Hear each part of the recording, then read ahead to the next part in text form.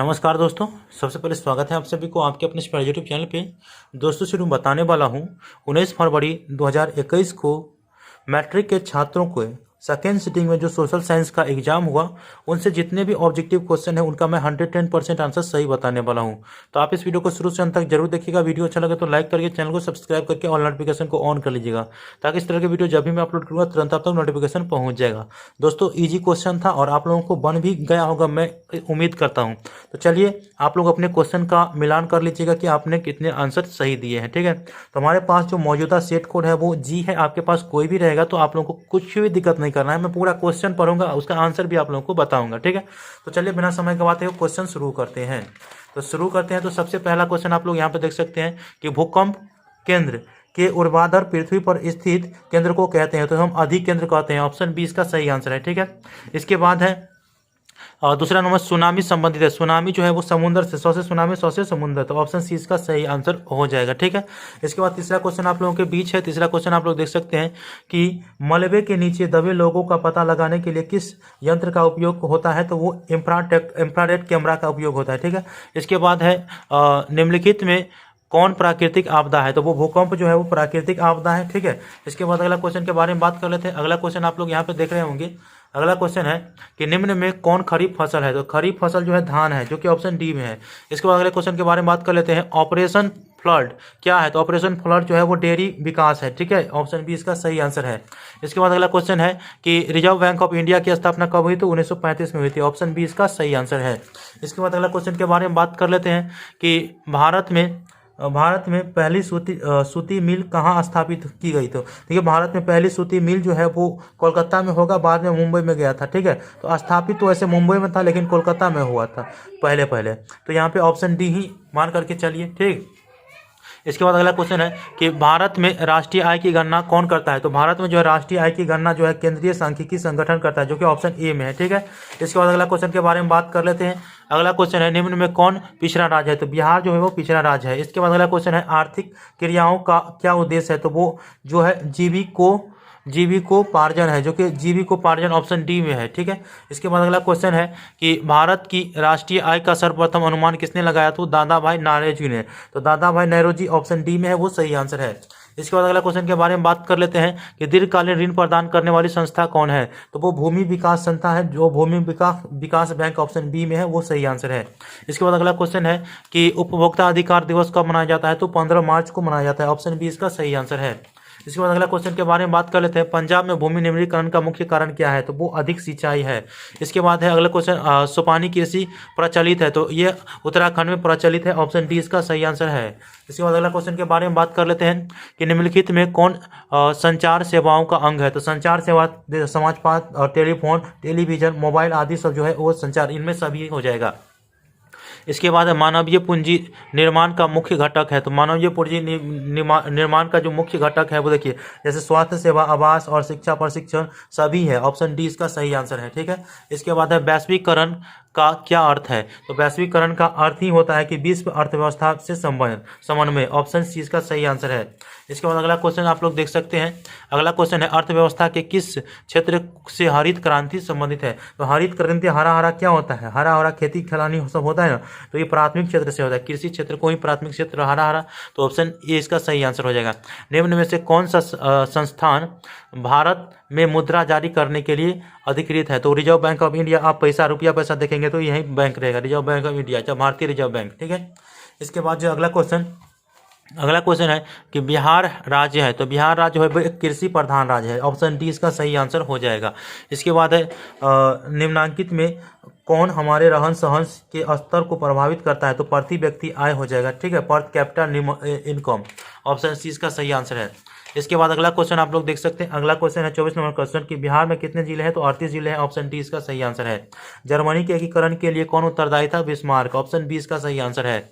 इसके बाद फ्रैंकफर्ट की संधि 1871 में हुआ था। ऑप्शन डी इसका सही आंसर है। इसके बाद अगला क्वेश्चन है कि सेफ्टी लैंप का आविष्कार किसने किया था, तो हेम्फ्री डेवी ने किया था। ऑप्शन ए इसका सही आंसर है।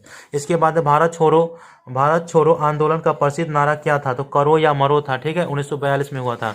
इसके बाद अगला क्वेश्चन के बारे में बात कर लेते हैं। समाजवादियों का बाइबल किसे कहते हैं, तो दास कैपिटल को कहते हैं। ऑप्शन बी इसका सही आंसर है। इसके बाद भारतीय राष्ट्रीय कांग्रेस की स्थापना 1885 में हुई थी। इसके बाद गांधी जी ने भारत में सत्याग्रह का पहला प्रयोग कहाँ से किया था या कहाँ किया था, तो वो चंपारण में किया था। ऑप्शन बी ए इसका सही आंसर है। अगला क्वेश्चन है मुद्रण का आविष्कार कहाँ हुआ, तो मुद्रण का आविष्कार चीन में हुआ था। ठीक है, कागज का आविष्कार भी चीन में हुआ था। इसके बाद 3 कठिया प्रणाली किन पर लागू होता है, तो वो किसानों पर लागू होता है और इसी के लिए गया था महात्मा गांधी, बिहार आया था। इसके बाद जालियांवाला बाग हत्याकांड की जांच के लिए सरकारों ने किस समिति का गठन किया, देखिए डायर ने चलाया था, डायर के समिति ने चलाया था, लेकिन जांच के लिए हंटर समिति गया था। ऑप्शन ए इसका सही आंसर हो जाएगा। ठीक है, इसके बाद डॉक्टर राजेंद्र प्रसाद का जन्म कहाँ हुआ, तो वो बिहार में हुआ था। ठीक है, बिहार के पटना में हुआ था। इसके बाद अगला क्वेश्चन आप लोग देख सकते हैं कि ककोलत जलप्रपात बिहार के किस राज्य में स्थित है, तो ककोलत जलप्रपात जो है बिहार के नवादा में है। ठीक है, तो ऑप्शन जो बी होगा किस जिले में स्थित है, तो नवादा में। ऑप्शन बी इसका सही आंसर है। इसके बाद अगला क्वेश्चन के बारे में बात कर रहे हैं। किस देश की सीमा बिहार से जुड़ी हुई है, तो देश नेपाल की सीमा बिहार से जुड़ी हुई है। इसके बाद है गठबंधन की सरकार बनाने के लिए किस प्रकार की दलीय व्यवस्था की जरूरत है, तो वो बहुदलीय व्यवस्था की जरूरत है। ऑप्शन सी इसका सही आंसर है।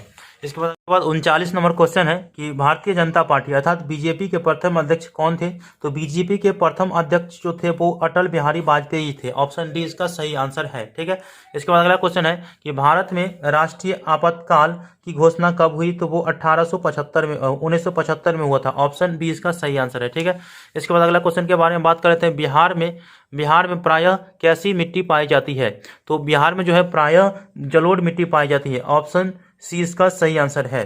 चलिए अगला क्वेश्चन के बारे में बात कर लेते हैं। अगला क्वेश्चन आप लोग देख सकते हैं कि आयुर्वेद का जनक किन्हें कहा जाता है, तो आयुर्वेद का जनक जो है वो धन्वंतरी को कहा जाता है, लेकिन यहाँ पे जो है ऑप्शन में है नहीं धन्वंतरी, तो ऑप्शन डी इसका सही आंसर हो जाएगा, इनमें कोई नहीं। ठीक है, इसके बाद अगला क्वेश्चन है कि बिहार में कितने प्रतिशत क्षेत्र में वन है, तो 7 पॉइंट कुछ प्रतिशत है, तो यहाँ पे 7 है, तो 7 इसका सही आंसर ऑप्शन डी में होगा। ठीक है, इसके बाद अगला क्वेश्चन के बारे में बात कर लेते हैं कि निम्न में से लोहयुक्त खनिज का उदाहरण क्या है, तो ये जो मैग्नेटाइट है वो लोहयुक्त खनिज का उदाहरण है। इसका सबसे घटिया कोयला कौन सा है, तो पीट कोयला जो है वो सबसे घटिया है। ऑप्शन डी इसका सही आंसर है। इसके बाद है निम्न में से कौन रोपण फसल नहीं है, तो रोपण फसल जो है वो गन्ना नहीं है, जो कि ऑप्शन आप लोग देख सकते हैं बी वो सही आंसर है। ठीक है, चलिए अगला क्वेश्चन के बारे में बात कर ले। रोपण फसल जो है आप लोग देखिए एक बार काट लेने पर दूसरी बार उपयोग नहीं हो, तो जैसे यहाँ पे ये धान हो जाएगा। ठीक है, धान इसका सही आंसर हो जाएगा ऑप्शन सी में। रोपण फसल एक बार काट लेते हैं धान को, तो दूसरा बार ये धान उपजता है नहीं उपजता है, लेकिन ये गन्ना को एक बार काट लेंगे ना तो उसी से फिर उपजेगा। ठीक है, इसके बाद चाय की वो काटेंगे तो चाय को काटते रहते हैं तो इस पर उपजेगा। रबर भी ऐसा ही है, तो यहाँ पे सी इसका सही आंसर हो जाएगा धान। ठीक है, ऐसा नहीं समझिएगा कि रोपिएगा तो रोपे वाला ई फसल है, ऐसा नहीं समझिएगा, धान होगा। चलिए अगला क्वेश्चन के बारे में बात कर लेते हैं। अगला क्वेश्चन है भारत की प्रमुख खाद्यान्न फसल है, देखिए तो धान इसका सही आंसर हो जाएगा। खाद्यान्न फसल धान है, प्रमुख धान, भारत में अधिक धान पाया जाता है ना। इसके बाद है बिहार में कितना प्रतिशत कृषि क्षेत्र है, तो वो 60% है। ऑप्शन बी इसका सही आंसर है, इसीलिए बिहार है कृषि प्रधान। इसके बाद अगला क्वेश्चन के बारे में बात कर लेते हैं। संपूर्ण क्रांति का नेतृत्व किसने किया, तो वो जयप्रकाश नारायण ने किया था। ऑप्शन डी इसका सही आंसर है। बांग्लादेश कब स्वतंत्र हुआ, तो वो 1971 में हुआ था। ऑप्शन सी इसका सही आंसर है। इसके बाद है कि भारत में किस राज्य में सर्वप्रथम पंचायती राज की शुरुआत हुई, तो वो राजस्थान में हुई थी। ऑप्शन ए इसका सही आंसर है। अगला क्वेश्चन है निम्नलिखित में से कौन केंद्र शासित प्रदेश है, तो चंडीगढ़ जो है वो केंद्र शासित प्रदेश है। ऑप्शन सी इसका सही आंसर है। इसके बाद है संघ सरकार का उदाहरण है, संघ सरकार का उदाहरण अमेरिका है। ठीक है, इसके बाद अगला क्वेश्चन के बारे में बात कर लेते हैं। तो भारत का केंद्रीय बैंक कौन है, तो भारत का केंद्रीय बैंक जो है वो रिजर्व, भारत का स्टेट बैंक ऑफ इंडिया ये नहीं होगा, रिजर्व बैंक ऑफ इंडिया हो जाएगा। ठीक है, पैसा पर केंद्रीय बैंक ये लिखा रहता है। ठीक है, इसके बाद ये हो गया। इसके बाद यहाँ पे कृषि उत्पादों के मानकीकरण के लिए किस मानक का प्रयोग किया जाता है, तो वो एक मार्ग किया जाता है। एक मार्ग, यहाँ पे एक मार्ग जो है ऑप्शन बी सही आंसर है, एक मार्ग। इसके बाद है निम्न में से कौन प्राथमिक क्षेत्र से संबंधित है, तो कृषि क्षेत्र जो है वो प्राथमिक क्षेत्र से संबंधित है। इसके बाद अगला क्वेश्चन के बारे में बात करते हैं। बिहार में रज्जू मार्ग कहाँ है, तो बिहार में रज्जू मार्ग राजगीर में है। इसके बाद है सासाराम नगर का विकास कब हुआ, तो वो मध्य युग में हुआ। ऑप्शन ए इसका सही आंसर है। इसके बाद अगला क्वेश्चन के बारे में बात करते हैं। गोविंद सागर कृत्रिम जलाशय संबंध है, तो ये भाखड़ा नांगल बांध से संबंध है। ऑप्शन सी इसका सही आंसर है। इसके बाद अगला क्वेश्चन है कि सर्वाधिक भूस्खलन प्रवण क्षेत्र है, तो सर्वाधिक तो उत्तराखंड में अभी भी भूस्खलन आया था ना, जिसमें बहुत लोग मर गए ना। इसके बाद अगला क्वेश्चन है बिहार का कौन सा भाग सर्वाधिक सूखा है, तो सूखा प्रवण है, तो वो पूर्वी भाग है जगह। ऑप्शन बी इसका सही आंसर है। ठीक है, इसके बाद अगला क्वेश्चन के बारे में बात कर लेते हैं। तो अगला क्वेश्चन है कि 1871 में कौन सी संधि हुई थी, तो वो फ्रैंकफर्ट की संधि हुई थी। ऑप्शन जो है आप लोग देख सकते हैं, ये सही आंसर है। इसके बाद है 1830 की क्रांति के बाद फ्रांस में किस प्रकार का शासन स्थापित हुआ, तो गणराज का हुआ। ऑप्शन सी इसका सही आंसर है। इसके बाद अगला क्वेश्चन के बारे में बात कर लेते हैं कि रूस की बोल्शेविक क्रांति का नेतृत्व किसने किया था, तो लेनिन ने किया था। ऑप्शन इसका सी हो जाएगा। ठीक है, इसके बाद भारत में सबसे लंबा बांध कौन सा है, तो हीराकुड बांध होगा। ऑप्शन बी इसका सही आंसर है। इसके बाद है किस खनिज को उद्योग की जननी कहा जाता है, तो लौह खनिज को कहा जाता है। ऑप्शन सी इसका सही आंसर है। इसके बाद अगला क्वेश्चन के बारे में बात कर लेते हैं। अगला क्वेश्चन है कि सर्वोत्तम कोयले का प्रकार कौन सा है, तो सर्वोत्तम कोयले का जो प्रकार है वो एंथ्रासाइट जो कि ऑप्शन ए में है। इसके बाद अगला क्वेश्चन के बारे में बात कर लेते हैं कि गंडक परियोजना है, तो वो वाल्मीकि नगर में है। ऑप्शन बी इसका सही आंसर है। इसके बाद अगला क्वेश्चन है कि निम्न राज्यों में से किस में सर्वाधिक वन क्षेत्र है, तो वो मध्य प्रदेश में सबसे अधिक वन है। इसके बाद अगला क्वेश्चन के बारे में बात कहलगांव तापीय विद्युत परियोजना, तो ये भागलपुर जिला में है। ठीक है, इसके बाद सूखे के लिए उत्तरदायी कारक है, तो कम वर्षा के कारण होता है, तो वर्षा की कमी। इसके बाद अगला क्वेश्चन के बारे में बात कर लेते हैं कि बिहार में कौन बाढ़ प्रवण क्षेत्र है, तो बाढ़ प्रवण क्षेत्र जो है वो ऑप्शन डी हो जाएगा, उत्तर बिहार। ठीक है, इसके बाद अगला क्वेश्चन के बारे में बात कर लेते हैं। दोस्तों यहाँ पे देखिए, आप पूर्वी बिहार भी हो सकता है। ठीक है, लेकिन उत्तर बिहार बेस्ट होता है, क्योंकि उत्तर बिहार के अंतर्गत जो है बहुत सारे जिले आते हैं, दरभंगा, मधुबनी, समस्तीपुर, ये सब जो है उत्तर बिहार में, तो ये बाढ़ प्रवण क्षेत्र हो जाता है। इसके बाद अगला क्वेश्चन के बारे में बात कर लेते हैं। तो अगला क्वेश्चन है चौरी चौरा कांड के बाद गांधी जी ने निम्नलिखित में से किस आंदोलन को बंद कर दिया, तो वो था असहयोग आंदोलन, जो कि 1920 में चलाया गया था। ठीक है, लेकिन 1922 में जो है चौरी चौरा कांड हो गया, तो उस कारण से जो है 22 पुलिसकर्मी की मौत हो गई, तो इस कारण से इसको रोक दिया गया। ठीक है, तो ऑप्शन सी इसका सही आंसर हो जाएगा। इसके बाद अगला क्वेश्चन है कि अंतर्राष्ट्रीय मजदूर दिवस कब मनाया जाता है, तो 1 मई को मनाया जाता है। ऑप्शन बी इसका सही आंसर हो जाएगा। इसके बाद है वर्तमान में भारत में कितने केंद्र शासित प्रदेश है, तो वो 9 है। ठीक है, पहले 7 था, लेकिन जो है जम्मू कश्मीर को बांट दिया गया, तो वो 9 हो गया। ठीक है, इसके बाद अगला क्वेश्चन है सूचना का अधिकार संबंधी कानून कब पारित हुआ, तो वो 2005 में पारित हुआ था। ठीक है, इसके बाद अगला क्वेश्चन है किसने कहा लोकतंत्र जनता का, जनता के द्वारा तथा जनता के लिए शासन है, तो ये अब्राहम लिंकन ने कहा था। ऑप्शन बी इसका सही आंसर है।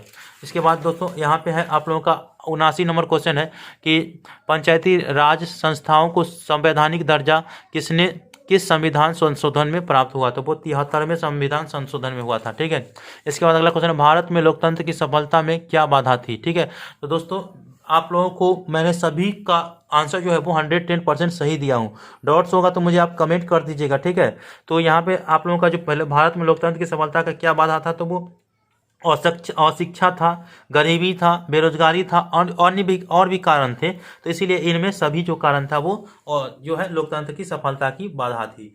तो इस प्रकार से मैंने आप लोगों को जो सेट कोड था वो जी का मैंने आंसर बता दिए हैं। ठीक है, अगर आप लोग कमेंट करिएगा कि हमें दूसरे सेट का क्वेश्चन चाहिए, तो मैं आप लोगों को प्रोवाइड करा दूंगा क्वेश्चन आंसर के लिए।